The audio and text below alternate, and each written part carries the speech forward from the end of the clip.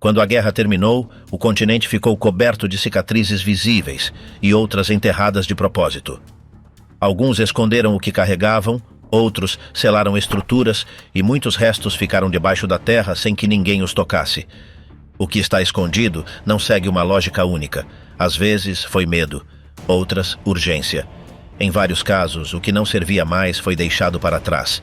Com os anos, o terreno, a água ou o cimento cobriram o que ficou escondido, mas tudo o que se enterra acaba por sair. Desde um chapéu com história até um avião afundado, as peças têm começado a reaparecer. E cada uma, pequena ou grande, arrasta perguntas, datas e nomes esquecidos durante décadas. Se a guerra acabou há tanto tempo e o mundo inteiro contou seus mortos, por que há coisas que ainda estavam em silêncio debaixo da terra?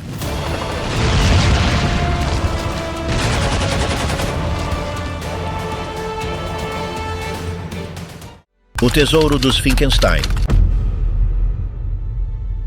Em maio de 2017, um adolescente polonês de 14 anos, chamado Patrick Lesman, saiu para uma excursão com sua família perto do lago Jeziorek, no nordeste da Polônia. Enquanto caminhava ao lado da água, ele tropeçou em algo metálico que se destacava ligeiramente do solo. Começou a cavar com as mãos até que apareceu a tampa enferrujada de uma velha leiteira de metal. Logo encontrou uma segunda. O que pareciam simples recipientes rurais escondiam em seu interior um conjunto intacto de objetos pessoais pertencentes a uma das famílias aristocráticas prussianas mais antigas da região, os von Finkenstein. As duas leiteiras continham uma coleção surpreendente de recordações, todas ocultas com evidente pressa nos últimos meses da Segunda Guerra Mundial. Entre eles havia documentos oficiais, cartas com papel timbrado da família, fotografias em preto e branco, uma caneta tinteiro, um par de óculos, um diário com entradas datadas a partir de 1914, uma colher de prata, uma insígnia militar, um relógio de bolso, várias moedas antigas e até um uniforme de oficial da Wehrmacht cuidadosamente dobrado.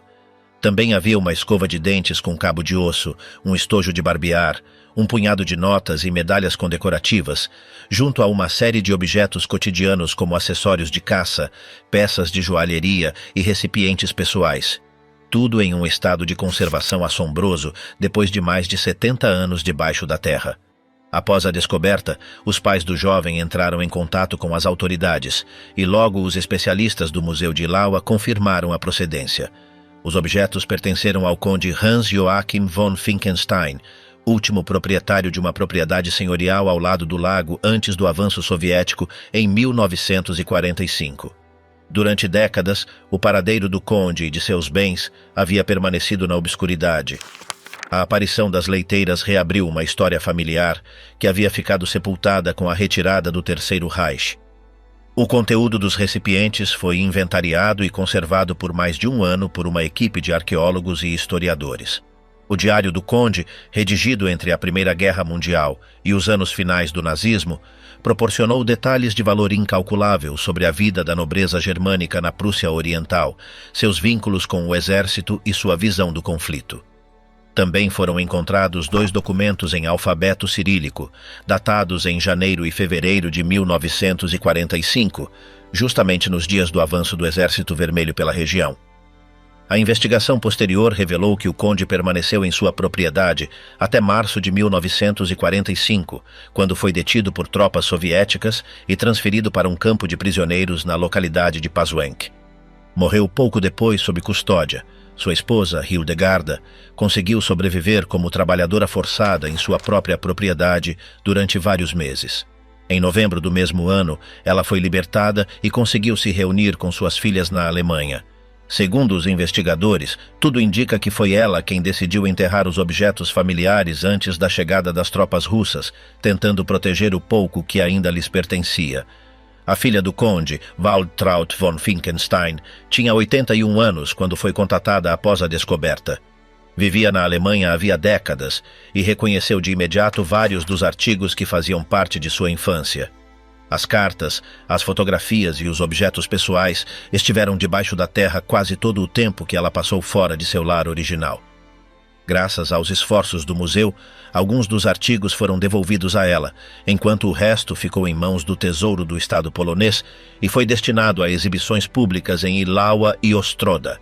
Um dos detalhes que mais chamou a atenção dos especialistas foi uma nota assinada por um oficial soviético, dirigida aos soldados que ocuparam a propriedade. Nela se lia: "Camaradas, por favor, respeitem os habitantes desta casa. Eles nos receberam com dignidade." No entanto, poucos dias depois, outro certificado redigido pelos ocupantes indicava que todo o gado, cavalos, aves e bens agrícolas da família passavam a ser propriedade do Exército Vermelho. Com a esperança de encontrar mais objetos relacionados, os investigadores realizaram buscas adicionais na área usando detectores de metal. Embora não tenham encontrado mais pertences dos von Finkenstein, no mesmo perímetro apareceu um machado de combate do período medieval e restos de uma antiga fortificação. Essas descobertas foram entregues pelo historiador regional Michał Młotek ao Museu de Ostroda, como parte da preservação do patrimônio local. O caso foi amplamente divulgado na mídia polonesa e europeia, não apenas pelo valor histórico do conteúdo das leiteiras, mas pelo caráter profundamente humano da descoberta. Uma família nobre, forçada a abandonar sua terra, havia confiado seu legado a um par de recipientes metálicos, sepultados às margens de um lago. Mais de 7 décadas depois, um adolescente em férias permitiu que essa história voltasse à luz. A descoberta não apenas trouxe documentos únicos sobre o ocaso da aristocracia prussiana, mas também uma cápsula do tempo carregada de recordações pessoais que conseguiu voltar às mãos dos descendentes do conde, completando um círculo interrompido pela guerra. A escola de guerra de Hitler, enterrada sob Berlim. Um grupo de especialistas em túneis de guerra de Berlim informou que encontrou uma velha escola militar nazista escondida sob uma colina artificial a oeste da cidade. O centro de treinamento, que foi ideia do arquiteto nazista Albert Speer, fica no Teufelsberg, uma elevação de 116 metros feita com cerca de 26 milhões de metros cúbicos de restos de edifícios caídos durante a guerra. A estrutura, que nunca foi terminada, teve seu início quando Adolf Hitler colocou a pedra fundamental em 1937. O plano era que fizesse parte da enorme cidade do Reich chamada Germânia. Mas, segundo uma nota interna nazista, os problemas próprios do conflito forçaram a parar as obras apenas 3 anos depois. As tropas britânicas que tomaram a área pensaram em usar o local como sede, mas viram que era muito complicado adaptá-lo. Também não conseguiram derrubá-lo porque era muito reforçado. Então decidiram cobri-lo com a metade dos escombros de Berlim, o que equivale a cerca de 400 mil edifícios, e por cima jogaram sementes de grama. Assim se formou o Teufelsberg. Com o tempo, o povo de Berlim o usou para esquiar e andar de trenó durante o inverno e para soltar pipas no verão. Quase todos se esqueceram por completo de que lá embaixo havia uma escola militar, exceto alguns curiosos. Foi a Associação de Submundos de Berlim que encontrou papéis antigos que indicavam a localização exata. Estamos certos de que grande parte do edifício continua lá embaixo, embora tenham tentado explodi-lo, disse Dietmar Arnold, do grupo Underworlds. Esta organização, que localizou 50 refúgios em 10 anos, quer escavar o quanto antes. Sabemos que sob essa área também há um sistema enorme de túneis em vários níveis.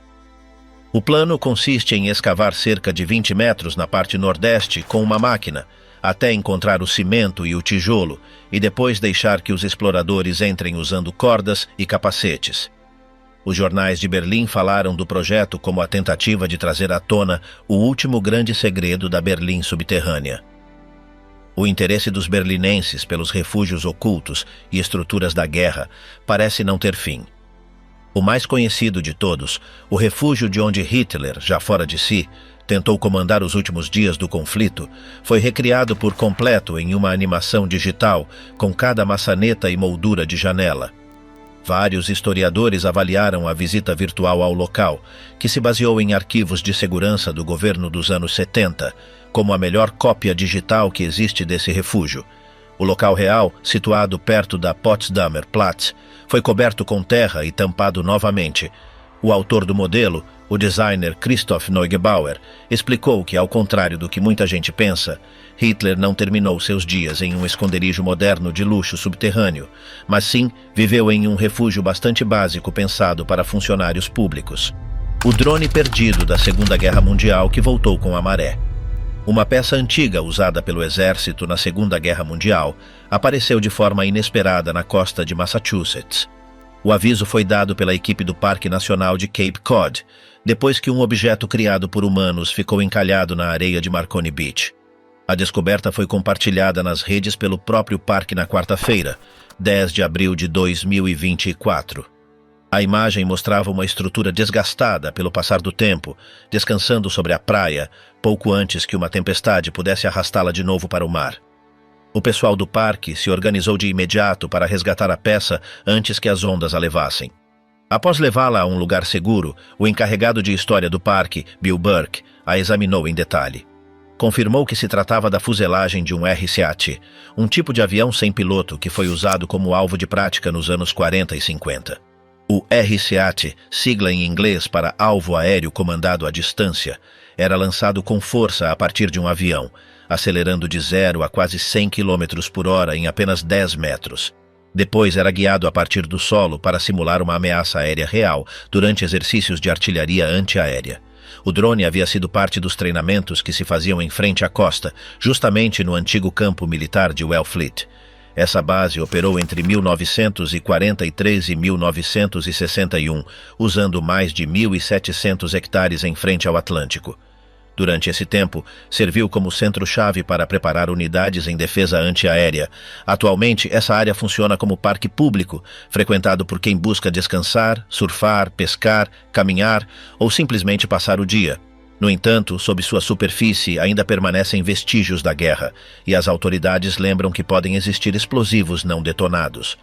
Segundo a equipe do parque, os RCAT partiam de uma pista hoje coberta por vegetação em Wellfleet, eram liberados a partir de um avião-mãe e eram guiados à distância de um penhasco. A fuselagem encontrada enterrada por décadas sob a areia conservava sinais claros de sua origem. Foi recuperada sem danos maiores, o que facilitou sua identificação. A área já revelou outros fragmentos do passado militar. Embora tenha sido desativada há mais de 60 anos, sua história continua vindo à tona. O aparelho foi transportado para uma área protegida para ser preservado. Embora estivesse exposto, seu estado geral permitiu identificá-lo com clareza. Seu design e função o tornavam uma ferramenta vital durante os exercícios de pontaria dos anos de guerra. Nesse período, a ameaça aérea era uma das mais temidas. Os treinamentos com alvos voadores eram fundamentais para preparar os soldados para ataques reais. O uso de drones desse tipo permitiu simular movimentos rápidos e manobras evasivas que um avião inimigo poderia ter feito. A descoberta também chamou a atenção para os restos de guerra que continuam escondidos em áreas costeiras. Embora muitos tenham sido retirados ou detonados após a guerra, outros permanecem sob a terra, ocultos entre dunas ou enterrados pelo tempo. As autoridades lembraram que ainda hoje, munições ou explosivos antigos podem ser encontrados nesse território. Por isso, se pede cautela a quem visita a área e se lembra que qualquer objeto suspeito deve ser informado de imediato. O descobrimento do RCAT faz parte de uma longa lista de peças bélicas que o mar tem devolvido em diferentes partes do mundo. Mas neste caso, o objeto emergiu em uma zona exata onde 80 anos atrás se treinavam soldados para um conflito global. Este tipo de drones não levavam tripulação e não eram usados para atacar. Seu único propósito era servir como alvo. Foram peças-chave no desenvolvimento da tecnologia de guerra sem piloto. Seu sistema de controle por rádio, rudimentar para os padrões atuais, foi um passo inicial em direção ao que décadas depois seriam os veículos aéreos controlados à distância com fins de combate. O campo de Wellfleet foi um dos sítios mais ativos nesse tipo de ensaios. Sua localização costeira permitia práticas seguras em frente ao mar. Dali, muitas unidades aprenderam a atirar contra alvos em movimento que simulavam aviões inimigos. A fuselagem encontrada provavelmente esteve enterrada pelo vento, a areia e as marés durante mais de 70 anos. O fato de ter saído à superfície sem se quebrar o transforma em uma testemunha única da tecnologia que se usava durante a guerra para preparar defesas antiaéreas. Embora o parque hoje esteja dedicado ao lazer e à recreação, episódios como este lembram que suas terras foram parte de uma história militar ativa. A aparição desta peça não só surpreendeu por seu estado, mas pelo que representa. Um fragmento intacto de um experimento militar do século passado, devolvido sem aviso pelo mar. A descoberta foi documentada pela equipe do parque e será conservada como peça histórica. Não foram detectados outros fragmentos visíveis, mas as autoridades não descartam que mais restos possam aparecer com futuras tempestades ou movimentos de terra. As praias de Cape Cod foram cenário de muitas transformações, mas esta revelação permitiu olhar, ainda que por um momento, para uma etapa em que as ondas acompanhavam testes de guerra e não passeios tranquilos de verão. O bunker esquecido da SS, encontrado com armas, pratos e pinturas de guerra. No verão de 1990, enquanto se preparava um concerto ao ar livre para celebrar a queda do Muro de Berlim, um grupo de segurança inspecionava o terreno da antiga Faixa da Morte, a franja vazia onde durante décadas se estendeu o muro.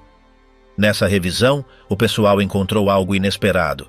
O teto reforçado de um bunker nazista, oculto sob a terra desde os últimos dias da guerra. O local não estava marcado em nenhum mapa. Ninguém havia informado de sua existência, e ao abri-lo, ficou claro que estava fechado desde 1945. Não era um simples refúgio.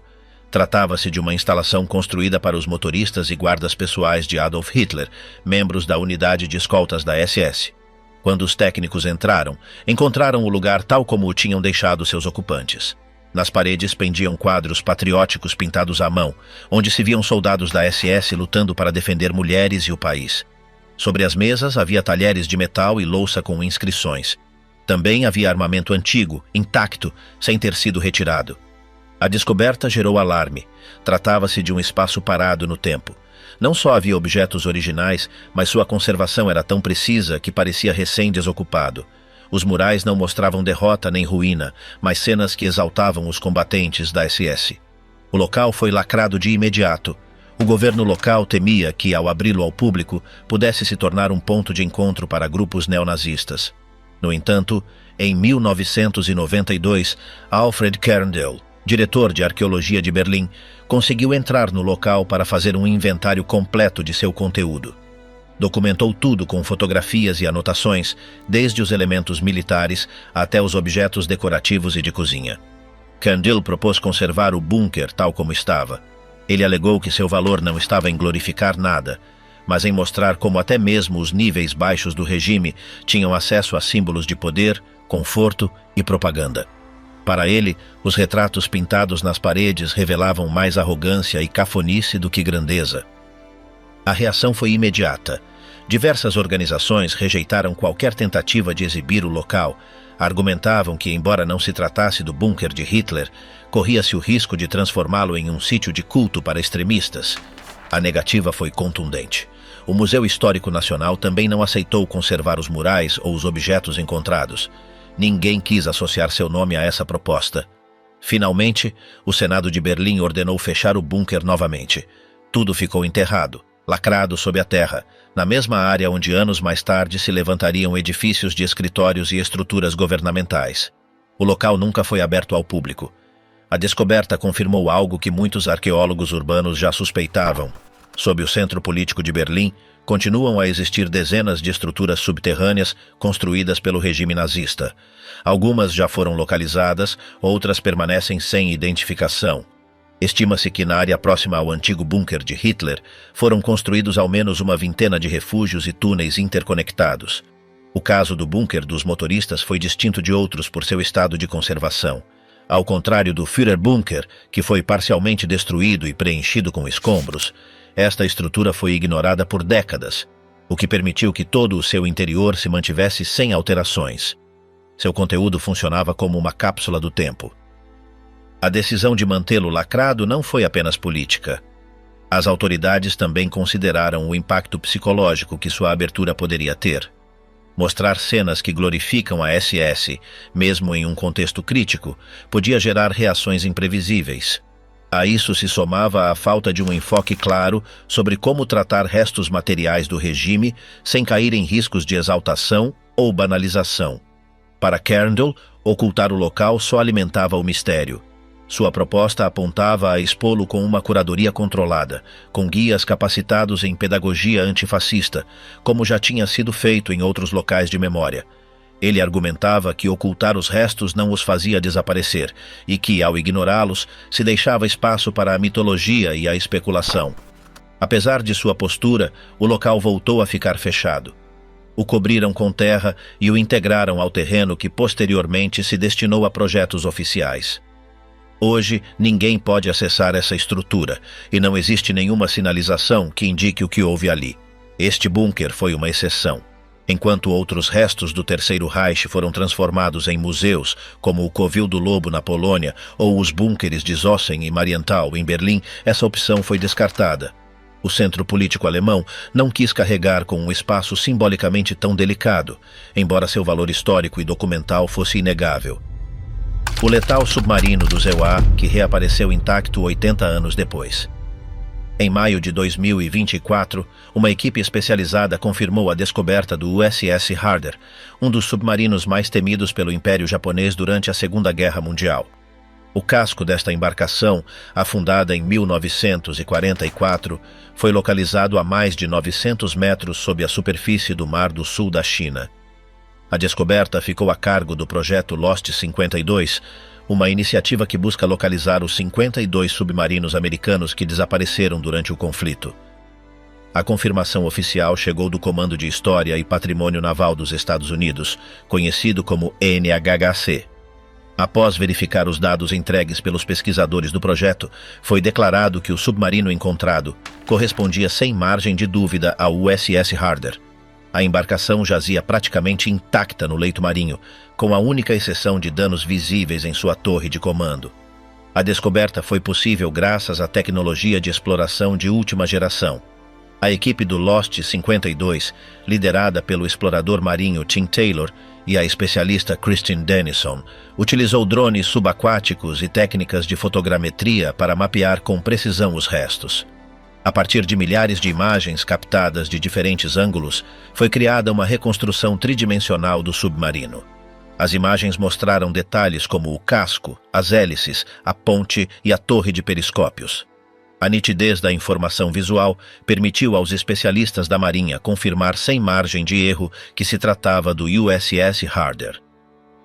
Esta embarcação entrou em serviço em 1943.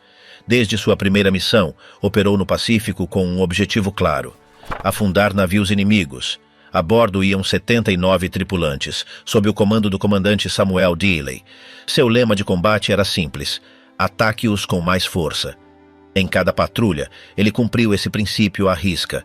O USS Harder realizou 6 saídas ao mar antes de desaparecer. Em sua 5ª patrulha, ele conseguiu afundar 3 destroyers japoneses e causou danos graves a outros 2. Aquela operação foi uma das mais audaciosas da guerra submarina americana. O alto comando japonês ordenou detê-lo a todo custo.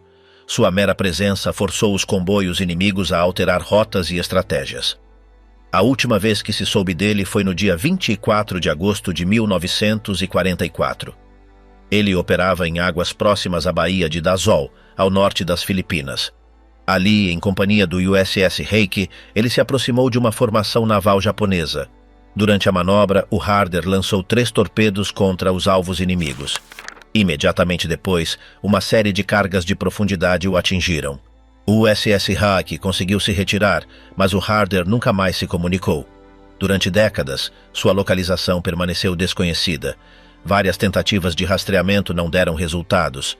A profundidade do mar e a falta de coordenadas exatas dificultaram a tarefa. A recuperação desta embarcação marcou um marco para a equipe do Lost 52. Era a 7ª embarcação identificada pelo projeto desde o seu início. O local exato da descoberta é mantido sem divulgação por respeito aos familiares dos marinheiros falecidos.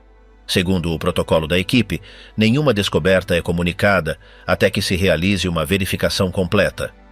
Uma vez corroborada, a descoberta é registrada oficialmente e se transforma em sítio comemorativo.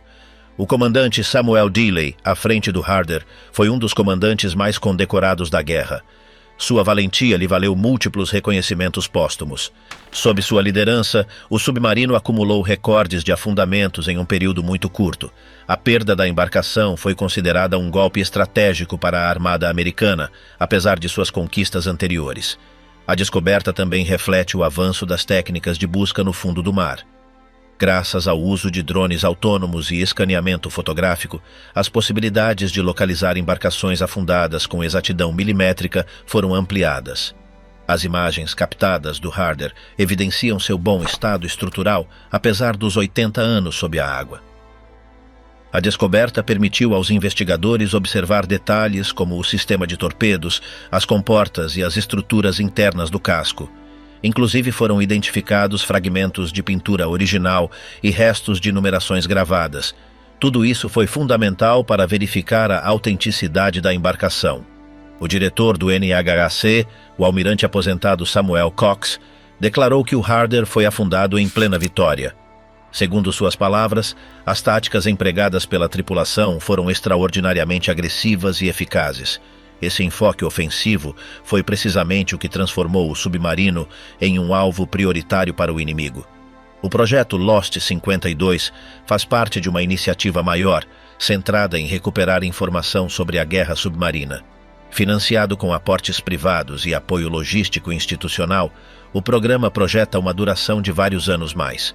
Até a data, tem revelado restos em diferentes áreas do Pacífico e do Atlântico, o que tem permitido fechar capítulos pendentes na história militar americana.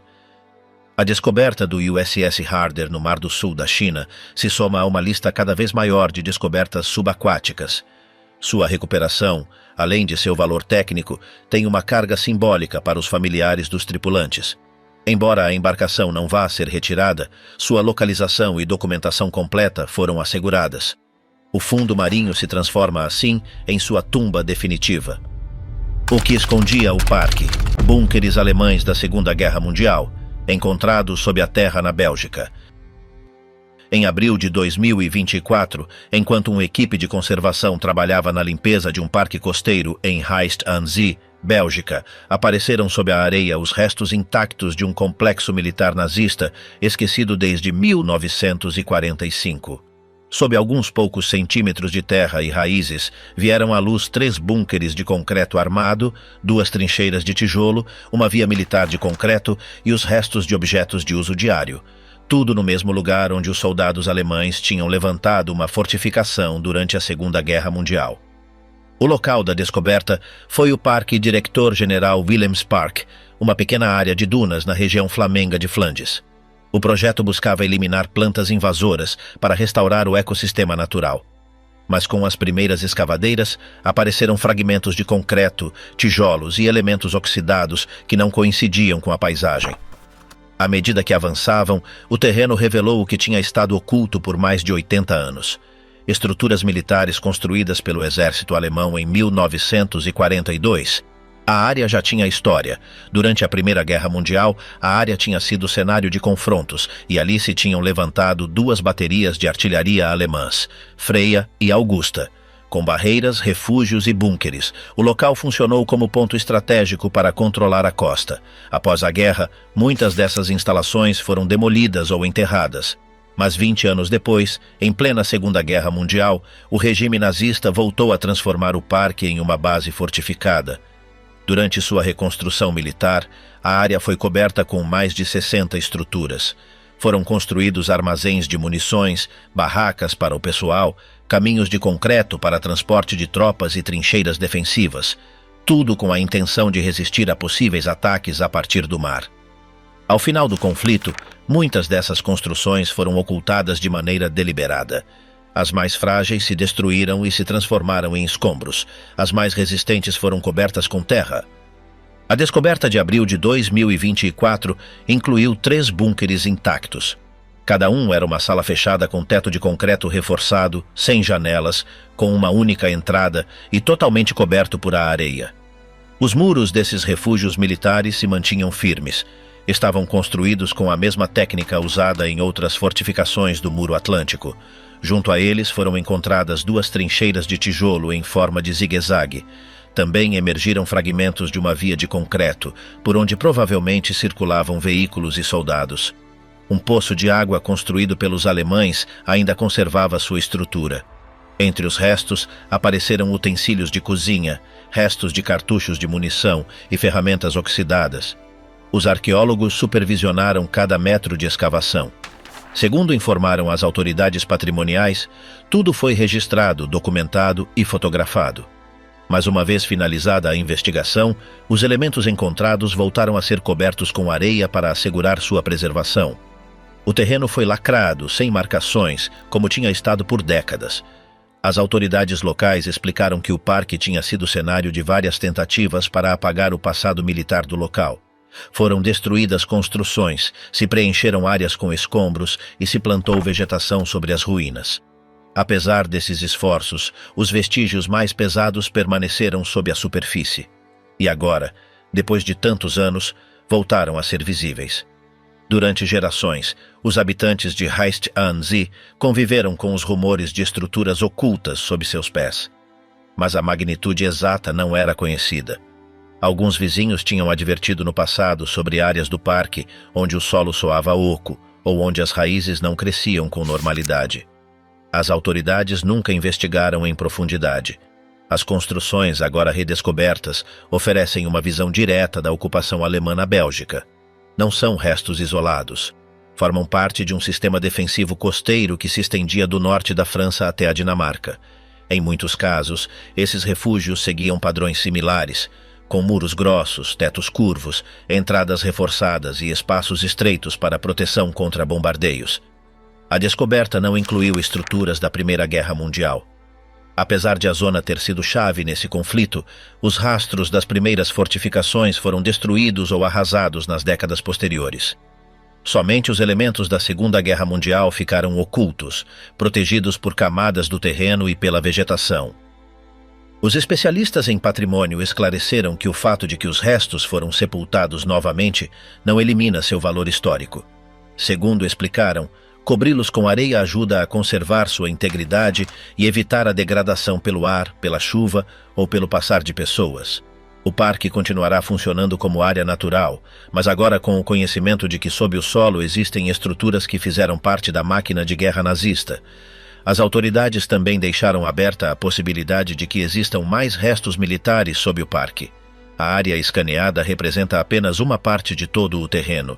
A densidade de construções em 1942 sugere que poderia haver outras instalações ainda enterradas.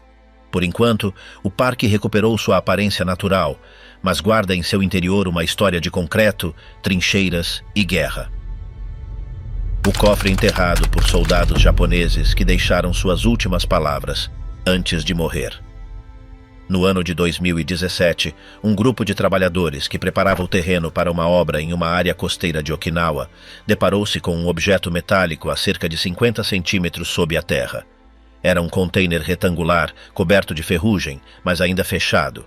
Pensaram que era algum tipo de ferramenta antiga, até que um deles notou alguns caracteres japoneses gravados na parte superior. Decidiram avisar as autoridades locais, e uma equipe de arqueólogos se encarregou do conteúdo. A caixa foi aberta em um centro especializado, sob condições controladas. Em seu interior havia vários envelopes embrulhados em papel tradicional, junto a alguns objetos pessoais, medalhas, retratos, pedaços de tecido com nomes escritos e uma pequena bandeira japonesa com anotações à mão. Tudo se conservava em boas condições. Os especialistas confirmaram que se tratava de uma cápsula deixada no final da Segunda Guerra Mundial. Os papéis eram de 1945, redigidos por integrantes do exército japonês que estavam em Okinawa durante os últimos meses do conflito. Muitos dos textos eram mensagens escritas para suas famílias, amigos ou para pessoas do futuro. Comentavam sobre o clima, sobre os combates que esperavam, sobre seus pensamentos e o desejo de que essas linhas pudessem ser lidas algum dia. Não eram mensagens oficiais, eram textos pessoais, feitos sem ajuda, alguns com escrita rápida, outros muito organizados. Alguns tinham desenhos, frases curtas ou versos simples. Um dizia: se alguém encontrar isso, entenda que agimos segundo nossas ideias. Lembrem-se que também sentimos medo. Outro afirmava: meu nome é Taro, tenho 19 anos, estou deixando isso porque não sei se verei outro dia. O descobrimento chamou a atenção pelo conteúdo direto. Não era material propagandístico, nem relatórios oficiais, nem mandatos. Eram pensamentos. Os investigadores traduziram tudo para o japonês moderno e digitalizaram o conteúdo. Depois começaram a contatar instituições que guardam registros de guerra para tentar identificar os nomes. Foi possível confirmar a identidade de 9 pessoas. Alguns perderam a vida em combate, outros desapareceram durante os confrontos em Okinawa. Apenas um foi localizado com vida. Vivia em Tóquio e já passava dos 90 anos. Quando o informaram sobre o que foi encontrado, ele pediu para ver a caixa. Reconheceu sua escrita em um dos papéis e assegurou que o grupo decidiu enterrá-la antes de receber a ordem de partir. O recipiente foi escondido sob uma laje, no que havia sido um refúgio usado pelos soldados como ponto de encontro. Segundo explicou o veterano, naquele momento eles sabiam que a queda do exército era iminente e queriam deixar constância do que sentiam. Nenhum queria que seus pensamentos desaparecessem sem deixar rastro. A descoberta foi registrada como uma das descobertas mais emotivas relacionadas a esse episódio. Não fornecia dados de valor militar nem informação secreta, mas mostrava de forma direta como viveram esses dias aqueles que estavam na parte mais baixa da hierarquia, sem filtros nem ajustes oficiais.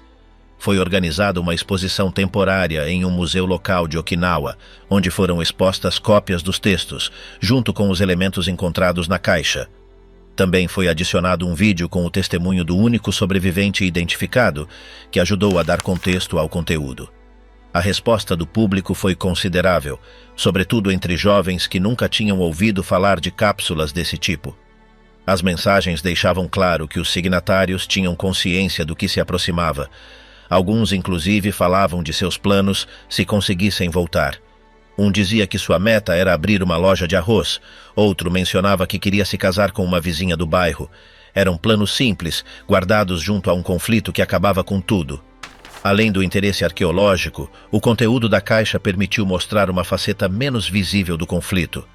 Não a dos comandantes, nem a dos confrontos em massa, mas a dos jovens alistados que escreveram algumas linhas para não ficar no esquecimento. O avião afundado de Frank Moody. Resgate nas águas do Huron. Um grupo de mergulhadores esteve explorando durante vários anos as profundezas geladas do lago Huron, em frente à costa do estado de Michigan. Seu objetivo era recuperar os restos de um avião militar que se acidentou em 1944. O piloto era o tenente Frank Moody, integrante do esquadrão de combate formado exclusivamente por aviadores afro-americanos, conhecidos como os Tuskegee Airmen. O local do acidente foi localizado a cerca de 90 quilômetros ao nordeste de Detroit, perto de Port Huron. O avião acidentado era um Bell P-30 e 9 Airacobra, que havia sido utilizado durante exercícios de treinamento em plena guerra. A fuselagem permaneceu submersa durante quase 80 anos, até que em 2014 foi finalmente localizada. Durante os mergulhos, a equipe de resgate conseguiu extrair a hélice perfurada por balas, um conjunto de peças desintegradas e, mais recentemente, o motor do aparelho, que pesava em torno de 540 quilogramas. Essa peça principal foi encontrada a cerca de 9 metros sob a superfície, incrustada entre sedimentos e coberta por moluscos. A descoberta foi possível graças ao trabalho conjunto do Museu Nacional dos Grandes Lagos e do Museu Histórico Nacional dos Tuskegee Airmen, localizado no aeroporto Coleman Young de Detroit. O plano é conservar todas as peças e exibi-las nesse mesmo espaço, como parte de uma exposição permanente sobre a história do esquadrão. A recuperação do motor marca um dos marcos do projeto. Ao ser levado para a superfície, foi imediatamente submerso em uma solução química para frear sua deterioração e começar o processo de restauração. Segundo explicou a conservadora principal, o estado de conservação é excepcional, já que o avião caiu em águas pouco profundas e doces, o que ajudou a preservar melhor o metal. As primeiras pistas sobre o acidente apontam para uma falha na sincronização do armamento. No dia 11 de abril de 1944, o jovem piloto de 22 anos realizou uma manobra de disparo enquanto voava sobre o lago.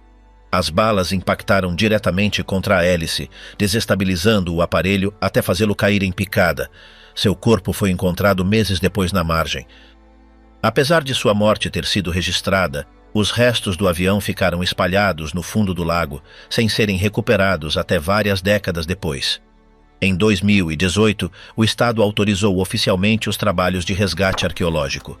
Desde então, foram recuperados componentes como a cauda, medidores de cabine, munições, motores auxiliares e parte do trem de pouso. O arqueólogo marítimo encarregado, Wayne Luzardi, assegurou que o avião se encontrava completamente fragmentado, com peças distribuídas em uma faixa de mais de 800 metros. As condições do fundo lacustre permitiram que muitos componentes se mantivessem em bom estado, o que facilitará sua restauração. Ainda assim, boa parte do aparelho continua sob a água. Cada descoberta tem sido minuciosamente mapeada para documentar sua localização exata. Esta informação será usada em futuras tarefas de montagem e exposição. Os trabalhos são realizados por equipes de mergulho especializadas em resgate subaquático, que seguem protocolos de conservação histórica aprovados pelo Departamento de Recursos Naturais do Estado. Além do valor arqueológico, a descoberta tem uma forte carga simbólica. Frank Moody foi um dos 15 membros do esquadrão que morreram em Michigan durante sessões de treinamento. Desse grupo, 5 perderam a vida no Lago Huron e 1 mais no Rio São. Claire. Todos eles faziam parte do contingente segregado que combateu pelos Estados Unidos em meio à discriminação racial. Em 2021, foi inaugurado um monumento comemorativo em honra a esses aviadores. Está localizado perto da ponte internacional Blue Water, em Port Huron. O objetivo é prestar homenagem a seus sacrifícios e visibilizar seu papel durante a guerra. O diretor do Museu de Detroit explicou que o objetivo a longo prazo é reunir fundos para construir um edifício novo, onde possam ser exibidos aviões completos e outros objetos associados com o legado dos Tuskegee Airmen. O motor do P-39 será uma peça central nesse percurso histórico. Durante a Segunda Guerra Mundial, esses pilotos foram enviados a missões de combate na Europa. Sua unidade ganhou o respeito por sua habilidade e eficácia no ar, apesar das limitações impostas pela segregação. Treinaram primeiro no Alabama, mas Michigan foi um dos estados usados como zona de instrução avançada. A descoberta do avião completa uma narrativa menos conhecida de sua história: as perdas em território americano durante os treinamentos. Até o momento, estima-se que há pelo menos 3 aviões mais no fundo do Lago Huron, vinculados a esta unidade, segundo o grupo Diving with a Purpose, dedicado à história marítima afro-americana. Os trabalhos de recuperação continuarão enquanto o clima o permitir. A equipe espera poder extrair mais fragmentos estruturais nos próximos anos. Cada peça será restaurada e documentada como parte de um esforço para reconstruir os fatos que rodearam a tragédia. Uma vez finalizado o processo, o museu apresentará uma exposição que percorrerá desde os treinamentos em Michigan até o impacto em combate no estrangeiro. Também serão incluídos depoimentos, uniformes e fotografias do esquadrão. Será a primeira exposição integral sobre sua passagem pelo estado e os sacrifícios realizados fora do campo de batalha. O monstro de concreto enterrado na França. No bosque de Eperleques, ao norte da França e perto de Saint-Omer, as tropas aliadas descobriram em 1944 uma estrutura de concreto gigantesca que não aparecia nos mapas.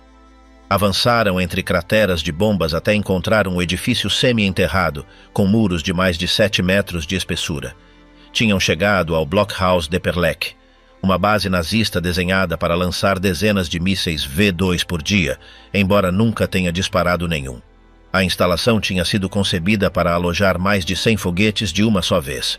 Seu objetivo: enviar até 36 mísseis diários contra o sul da Inglaterra. O complexo incluía uma planta de produção de oxigênio líquido, necessário para alimentar os motores, e uma estação de trem reforçada que se conectava com a Alemanha para transportar armas e suprimentos. O projeto foi batizado como Central Elétrica do Noroeste. Começou a ser construído em março de 1943, por ordens diretas de Albert Speer. Hitler tinha aprovado o design, baseado em estruturas de búnkeres submarinos. O plano era levantar uma plataforma de lançamento fixa, resistente a bombardeios e capaz de montar mísseis de forma vertical, como em uma linha de produção subterrânea. Suas dimensões superavam qualquer outra estrutura desse tipo em sua época. O teto, de 5 metros de espessura, foi construído ao nível do solo e depois elevado com macacos hidráulicos, enquanto se completavam os muros por baixo. Assim, pretendiam criar uma caverna antiaérea à prova de explosões. Em seu interior, 5 compressores Highland podiam gerar 10 toneladas diárias de oxigênio líquido, com depósitos desenhados para armazenar até 150 toneladas. A obra foi atribuída à organização Todd e executada pela empresa Holtzman e Polanski. O Batalhão de Construção número 434 a iniciou nesse mesmo mês com 6.000 trabalhadores. Havia técnicos alemães e franceses obrigados a participar, além de milhares de prisioneiros de guerra e civis da Polônia, Tchecoslováquia, Bélgica e Espanha. Muitos eram presos políticos, trancados em campos próximos e vigiados por colaboradores e soldados soviéticos utilizados como guardas. As fugas ocorriam apesar das execuções imediatas como castigo.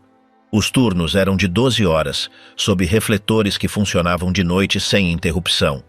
O cimento se misturava sem pausa e se transportava de trem de um porto fluvial do rio AA.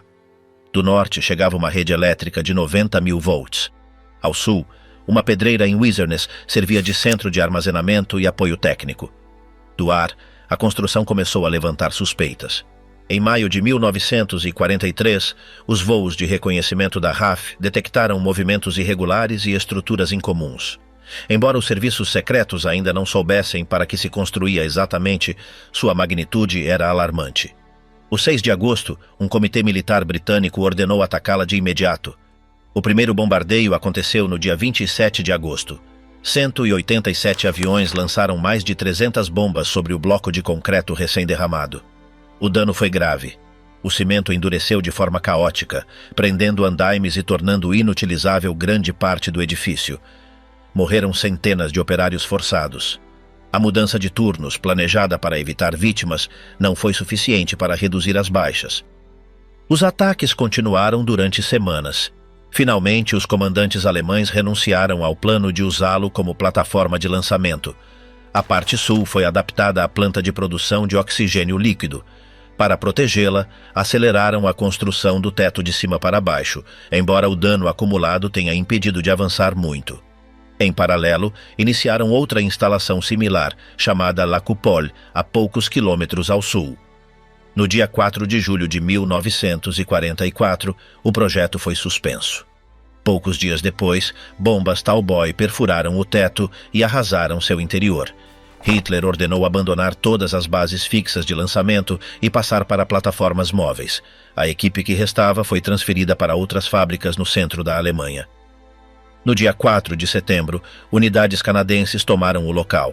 Os alemães o tinham deixado para trás, com as válvulas de drenagem abertas. A água inundou várias seções do edifício. Durante os primeiros dias após a captura, os aliados não entendiam o propósito real da estrutura.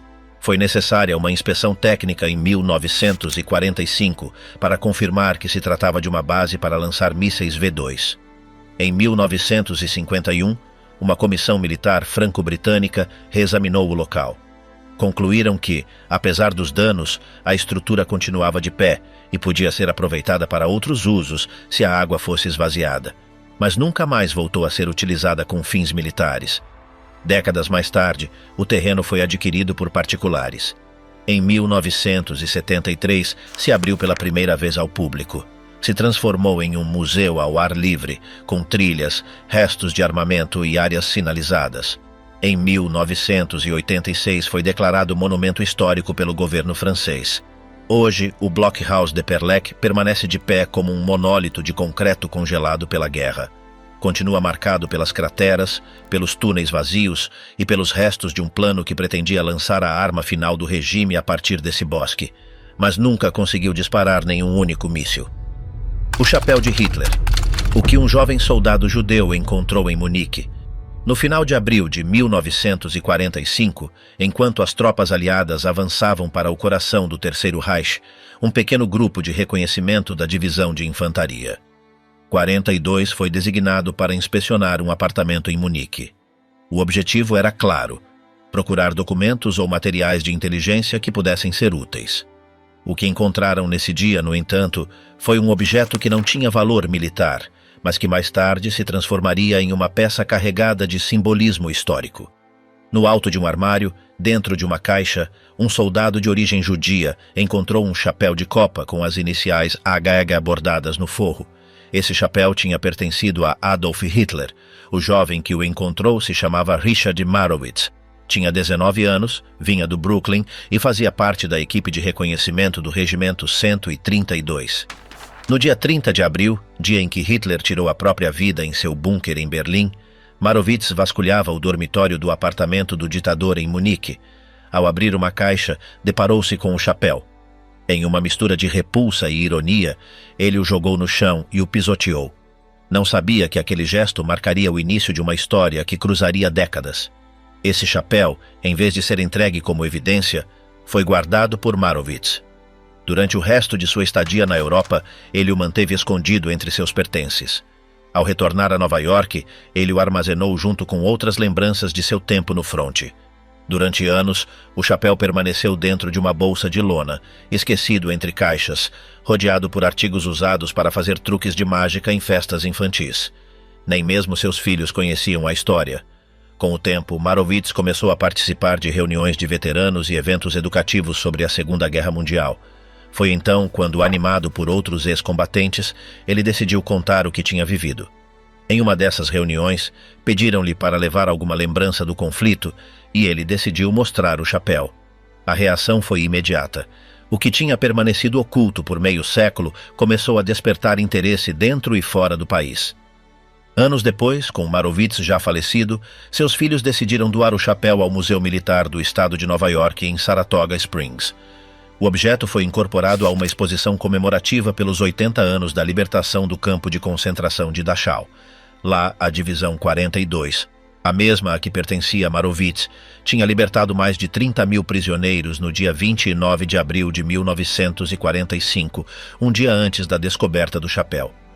Durante a cerimônia de entrega, os filhos de Marowitz contaram como tinham descoberto a história. Recordavam que, em sua infância, o chapéu simplesmente fazia parte do baú dos truques que seu pai usava para entreter outras crianças. O que não sabiam era que esse acessório tinha pertencido ao homem responsável pelo regime mais brutal do século XX e que seu pai o tinha encontrado em um dos momentos mais simbólicos da guerra. O museu decidiu incorporar o chapéu como parte de uma narrativa mais ampla. Não só representa o colapso físico do regime nazista, mas também uma ironia histórica, que tenha sido um soldado judeu quem pegou um dos objetos pessoais do ditador. O diretor do museu destacou que não se tratava de uma peça luxuosa nem especialmente valiosa, mas de um objeto que carregava uma história profunda, tanto por quem o usou como por quem o encontrou. A partir da descoberta, o chapéu foi mostrado em palestras educativas, especialmente em escolas. Os veteranos do conflito compartilhavam suas experiências e usavam o chapéu como âncora visual para falar do nazismo, da perseguição, da guerra e da memória. Anos mais tarde, um documentário intitulado O Chapéu de Hitler foi lançado em festivais de cinema, narrando como um objeto aparentemente menor se transformou em um símbolo de justiça informal e lembrança pessoal. O mais particular do caso é como este objeto permaneceu durante décadas sem notoriedade, misturado com artigos domésticos. Enquanto outros elementos da guerra foram catalogados e arquivados em museus, este chapéu viveu uma existência quase doméstica, longe de vitrines ou etiquetas. Somente quando Marowitz foi convidado a compartilhar sua história, o objeto veio à luz. Hoje o chapéu está protegido em uma vitrine do museu, acompanhado de fotografias do jovem soldado, mapas da operação em Munique e documentos da libertação de Dachau. Também há depoimentos de outros membros da divisão Arco-Íris, como era conhecida há 42, muitos dos quais compartilharam a marcha final para o sul da Alemanha. O que começou como uma simples ação, pisotear o chapéu do ditador, se transformou em uma peça de memória histórica. Não foi um ato planejado nem uma captura estratégica, mas o reflexo do que representa o final de uma tirania, o gesto espontâneo de um jovem judeu que, sem pensar, deixou marcada sua impressão sobre o símbolo daquele que tentou exterminar seu povo. O retrato intacto de Hitler que alguém ocultou antes de fugir. Durante uma limpeza de rotina após uma forte inundação na cidade alemã de Hagen, um professor de história descobriu por acidente uma cavidade atrás de uma parede deteriorada. A descoberta aconteceu no ano 2021. Nesse espaço de menos de meio metro de largura, apareceu um jornal datado de 1945. Ao escavar com mais detalhe, vieram à luz vários objetos pessoais e oficiais do período nazista, preservados desde o colapso do Terceiro Reich. Sebastian Yurtseven, o professor que fez a descoberta enquanto ajudava sua tia a limpar a residência, deparou-se com uma coleção completa de objetos nazistas ocultos deliberadamente. Entre eles havia um retrato de Hitler, uma pistola, máscaras antigas, placas do Partido Nacional Socialista, um par de soqueiras, insígnias com suásticas, cartas pessoais e papéis oficiais. Tudo estava armazenado cuidadosamente atrás do muro do imóvel. A surpresa aumentou ao se conhecer o passado do edifício. Durante a era nazista, foi sede local da organização NSV, o braço assistencial do regime. Embora a família do professor tivesse adquirido a propriedade nos anos 60, sem conhecer sua história prévia, os indícios apontavam para que, em abril de 1945, enquanto as tropas aliadas avançavam para a cidade, membros do NSV esconderam estes materiais com pressa, tentando apagar qualquer rastro comprometedor. O diretor do Arquivo Municipal de Hagen, Ralph Blank, assinalou que os objetos foram escondidos durante o colapso do regime e permaneceram inalterados até a descoberta propiciada pela recente inundação. Algumas peças fornecem detalhes concretos do uso que se dava aos escritórios. As soqueiras, por exemplo, provavelmente foram utilizadas por milicianos nazistas em confrontos de rua com grupos comunistas. As placas com suásticas e insígnias do NSV estavam armazenadas junto a estes objetos, no que pode ter sido uma espécie de altar simbólico ou canto de comemoração dentro do gabinete principal. Entre os materiais também apareceu uma carta de amor escrita em 1905, dirigida a uma jovem chamada Hedwig Widey. Embora a missiva não esteja relacionada com o período nazista, foi encontrada junto ao resto de documentos. Os arquivistas identificaram a destinatária nos registros civis locais. Casou-se em 1913, teve 2 filhos e nunca mais voltou a contatar com o remetente. Além do valor emocional de certos objetos, como os emblemas pessoais e fotografias, o mais relevante para os especialistas são os documentos oficiais. Entre eles há relatórios administrativos do NSV, correspondência interna e listas datilografadas. Alguns papéis têm anotações manuscritas que poderiam corresponder a altos cargos do partido, o que permitiria entender a hierarquia operativa da organização no distrito de Hagen. Até agora, os investigadores extraíram 12 caixas completas com material que estão sendo examinadas pela equipe do Arquivo Municipal. O volume de documentos é tão elevado que o pessoal trabalhou durante mais de uma semana na classificação inicial. O objetivo é digitalizar cada arquivo e conservar os objetos físicos com condições de preservação estáveis. Para o historiador Ralph Blank, esta descoberta oferece uma oportunidade única para reconstruir com precisão as redes administrativas do nazismo a nível local. Embora existam depoimentos sobre a destruição de documentos nos últimos dias do regime, são escassos os casos onde tenha sido encontrada uma coleção intacta e lacrada em seu estado original. O edifício tinha sido a sede local do NSV, cuja operação na Renânia do Norte-Westfália agora pode ser analisada com os documentos encontrados. O NSV foi responsável por organizar programas de assistência social, operar creches, distribuir bens requisitados de famílias judias e promover atividades do partido. Os registros encontrados poderiam lançar luz sobre a forma em que essas tarefas eram executadas, as pessoas envolvidas e a circulação de recursos. Também existe a possibilidade de encontrar evidências diretas sobre a administração de bens confiscados, em especial móveis, roupas e objetos domésticos. O uso desse tipo de espaços como esconderijo se tornou comum nos últimos meses do conflito, especialmente em regiões que esperavam uma ocupação iminente. Neste caso, os documentos não só foram ocultados com rapidez, mas também com certo método. Tudo foi embalado e coberto por uma parede falsa, o que sugere que se tratou de uma ação coordenada e não de um simples abandono. Os arquivos também conservam detalhes do ambiente simbólico que rodeava o pessoal. Alguns envelopes têm frases ideológicas no cabeçalho, enquanto os selos usados apresentam emblemas do partido. As fotografias encontradas incluem retratos em uniforme, desfiles locais e reuniões partidárias. Tudo isso datado entre 1930 e 1944. Este tipo de achados não só contribui com dados para a pesquisa acadêmica, mas também oferece elementos concretos que podem ser usados em exposições educativas. O Arquivo de Hagen planeja expor parte do conteúdo em uma exposição temporária, acompanhada de painéis informativos que contextualizem o papel do NSV no aparelho estatal nazista. Oświęcim e os 400 objetos que o nazismo não conseguiu destruir.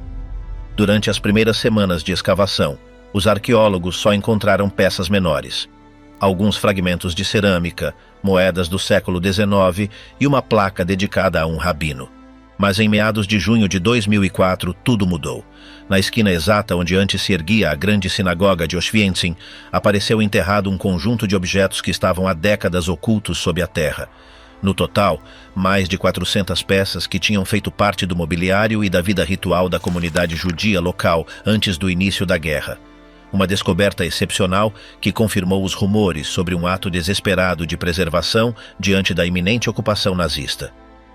As escavações tinham começado no dia 28 de maio e se estenderam até o dia 29 de junho, dirigidas pela arqueóloga Małgorzata Grupa, da Universidade Nicolau Copérnico de Torun. O trabalho foi impulsionado pelos depoimentos daqueles que recordavam ter visto como, ao se conhecer a eclosão do conflito, vários membros da comunidade judia ocultaram caixas metálicas nos alicerces do templo.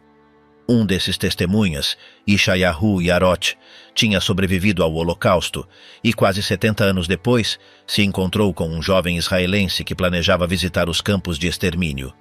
Durante a conversa, Yarot compartilhou uma recordação que guardava desde 1939.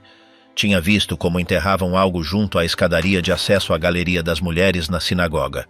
O rabino Eliyahu Bombach teria sido quem ordenou esconder os objetos religiosos mais valiosos, justamente quando as tropas alemãs se aproximavam da cidade. Na reconstrução dos fatos, os arqueólogos determinaram que o enterro foi realizado a 1 metro de profundidade e que os objetos foram desmontados antes de serem ocultados. Yarot inclusive desenhou um croquis do lugar para facilitar a busca. Aquele mapa foi a base para os primeiros sondagens. No entanto, as 2 primeiras áreas escavadas não deram resultados. Foi somente ao ampliar a exploração a todo o perímetro dos alicerces, quando, na última semana, a equipe encontrou o esconderijo original. A descoberta incluiu elementos decorativos de mármore da arca que guardava os rolos sagrados, azulejos ornamentais do chão, pratos de uso cerimonial, restos carbonizados de livros, placas comemorativas, lâmpadas de bronze para a chama perpétua, candelabros de Hanukkah, lustres da segunda metade do século XIX, móveis desmontados, bancos e peças com inscrições hebraicas. Vários objetos apresentavam sinais de terem sido desmontados apressadamente. Outros, como os fragmentos queimados de textos religiosos, confirmavam que alguns elementos tinham sofrido dano por fogo antes de serem enterrados, ou talvez como consequência da destruição do edifício. Entre as descobertas também foram identificados restos de estruturas fortificadas construídas pelos nazistas dentro do perímetro da sinagoga, o que indica que o lugar foi interveio e possivelmente profanado durante a ocupação. A escavação não só permitiu recuperar esse legado, mas também documentou pela primeira vez os alicerces originais da primeira sinagoga de madeira levantada no local. O terreno tinha sido devolvido pouco antes à comunidade judia local, graças à lei de restituição aprovada em 1997. O impulso final foi dado por 2 civis israelenses, Yariv Nornberg, o jovem que ouviu o depoimento de Yarot, e o cineasta Yahali Gat, que se encarregou de documentar todo o processo no documentário intitulado Um Tesouro em Auschwitz. O material recuperado foi transferido para o Centro Judeu de Auschwitz, em Oświęcim, onde foi inventariado, restaurado e preservado.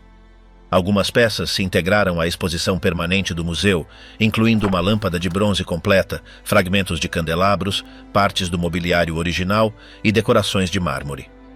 A recuperação, que durou 4 semanas, se transformou em uma das escavações arqueológicas mais significativas relacionadas com o patrimônio judeu oculto durante a guerra. Segundo outros relatos, os rolos da Torá não foram enterrados junto aos objetos recuperados, mas poderiam ter sido escondidos no cemitério judeu da cidade, embora esse ponto não tenha sido confirmado. A ausência desses manuscritos não diminuiu a magnitude da descoberta.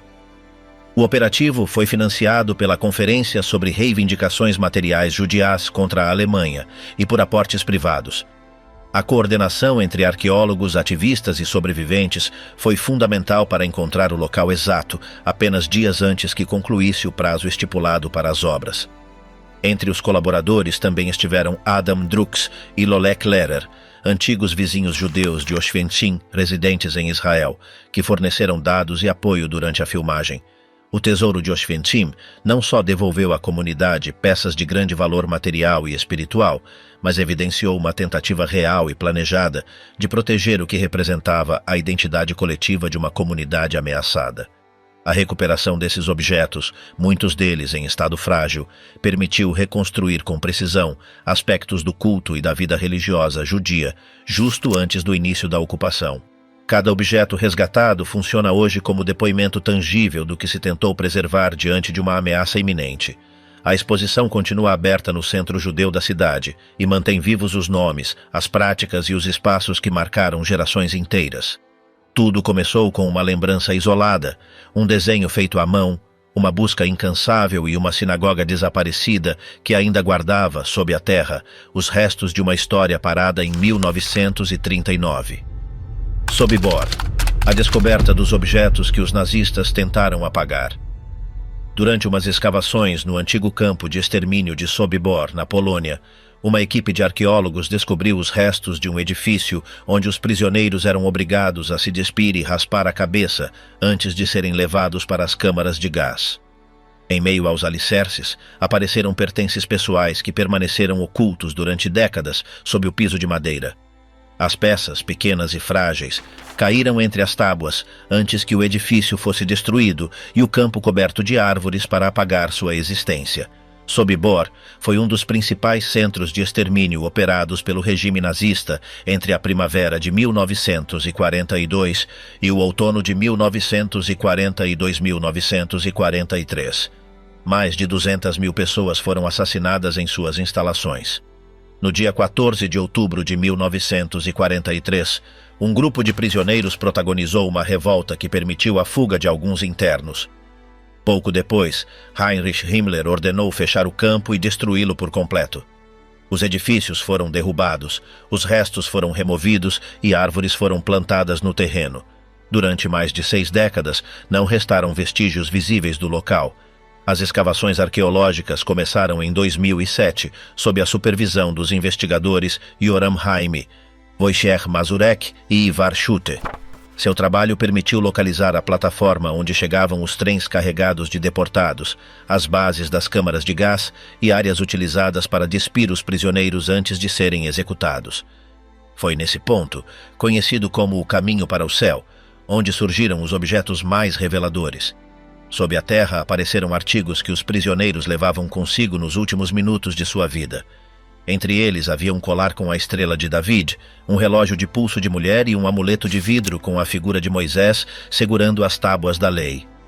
No verso desse amuleto aparecia o texto do Shema, uma oração hebraica tradicional. Também emergiu um pingente pequeno com a inscrição hebraica Mazal Tov, o nome de Deus, e 3 estrelas de David gravadas na parte posterior. Os arqueólogos determinaram que pertencia a uma menor nascida no dia 3 de julho de 1929 em Frankfurt am Main. Embora o nome não estivesse gravado na peça, uma comparação com registros de deportação permitiu estabelecer uma possível identidade. Segundo dados do projeto de bancos de dados de deportações do Holocausto dirigido por Joel Zissenwein, uma menina chamada Caroline Kohn, nascida em Frankfurt nesse mesmo dia, foi deportada no dia 11 de novembro de 1941 de sua cidade natal para o gueto de Minsk, na Bielorrússia. Não se sabe se ela sobreviveu às condições do gueto, mas é provável que seu destino tenha terminado em Sobibor, para onde foram transferidos os últimos 2.000 internos de Minsk antes que o gueto fosse fechado em 1943. O pingente encontrado guarda uma notável similaridade com outro objeto documentado de Anne Frank, que também nasceu em Frankfurt em 1929. Ambas as meninas eram judias alemãs da mesma cidade e ano, o que levou os investigadores a considerar uma possível relação familiar. Embora não haja evidência conclusiva, se considera uma linha aberta de estudo. Além dos pingentes, os arqueólogos recuperaram um anel metálico, um relógio e um pingente feito com pedrinhas. Todas estas peças foram localizadas junto aos alicerces do edifício de desinfecção, na área onde os nazistas forçavam os prisioneiros a tirar a roupa antes de os dirigir ao assassinato em massa. Os objetos tinham ficado presos nas fendas do assoalho, ocultos por décadas e protegidos da deterioração pela cobertura de terra e vegetação com que se tentou apagar a história do local. Também foram encontrados restos do equipamento mecânico usado para desmantelar o campo após a revolta. A descoberta de estes dispositivos confirmou que a desmontagem foi metódica, com maquinaria especializada e planejamento estruturado. Os nazistas não deixaram ruínas, mas um terreno cuidadosamente tampado. Esta tentativa de desaparecimento total foi revertida parcialmente graças à arqueologia forense, que permitiu reconstruir a topografia do campo e resgatar fragmentos da história silenciada. Todos os objetos foram documentados pela Autoridade de Antiguidades de Israel em colaboração com o Yad Vashem. As peças passaram a fazer parte do arquivo de estudo do Holocausto e várias delas foram exibidas publicamente em exposições temporárias. A descoberta não só forneceu evidência material do funcionamento do campo de extermínio, mas também um vínculo humano concreto com as vítimas. Ao descobrir estas pertenças, os arqueólogos resgataram a identidade e a memória de pessoas concretas que passaram por Sobibor em suas últimas horas de vida. O trabalho realizado no terreno de Sobibor tem sido um dos poucos que conseguiu documentar com precisão os detalhes do processo de extermínio neste campo específico. A maioria dos edifícios foi demolida por completo e sua estrutura se perdeu. Graças ao trabalho destes investigadores, foi possível reconstruir o traçado original dos caminhos internos e os procedimentos usados pelos oficiais nazistas. Os objetos pessoais se transformaram em uma chave silenciosa para entender o nível de organização que o sistema de assassinato em massa alcançou. O pingente, que provavelmente pertenceu a Caroline Cohn, se conserva como uma das peças mais simbólicas da descoberta. Sua inscrição, sua delicadeza e seu possível vínculo com Anne Frank o transformaram em um ícone das escavações. Sua aparição permitiu contar uma história com nomes, datas e trajetórias individuais, em contraste com a escala impessoal do genocídio. A descoberta não só revelou restos, mas também uma rede de conexões humanas que os nazistas tentaram apagar junto com as estruturas do campo. Anos depois do fim do conflito, os rastros da guerra continuam a emergir das profundezas. Sob campos, muros, praias ou paredes, ainda permanecem objetos, estruturas e documentos que foram ocultados com pressa ou abandonados em meio ao caos. Cada descoberta não só amplia o registro histórico, mas também revela como se vivia, se combatia e se fugia durante aqueles dias. O que parecia enterrado para sempre volta a sair à luz com precisão inesperada. E enquanto os especialistas analisam cada peça recuperada, uma parte do passado volta a respirar, silenciosa, mas intacta, porque embora as guerras terminem, suas pegadas nunca desaparecem por completo.